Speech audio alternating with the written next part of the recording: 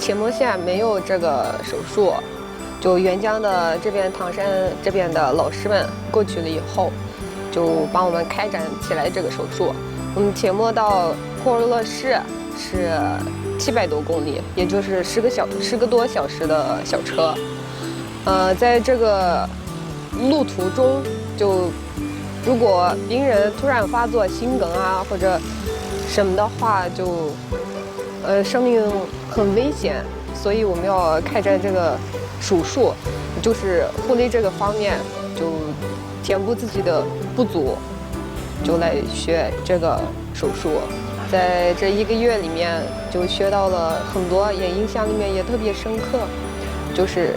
怎么做这个护理操作，怎么配合医生的操作，这些都学到了。老师们也特别认真。每次做手术，我都跟着老师们一块上台，他们每周都有手术。热字野木一敏明天就要踏入回程了，祝他在以后的工作岗位中，发挥自己的这个专长，把这里学到的介入护理知识，更好的服务于新疆人民。谢谢护士长，我会把这个白大褂永远的珍藏起来。回去了以后，这些资料我也会认真的学习。我其实挺舍不得大家，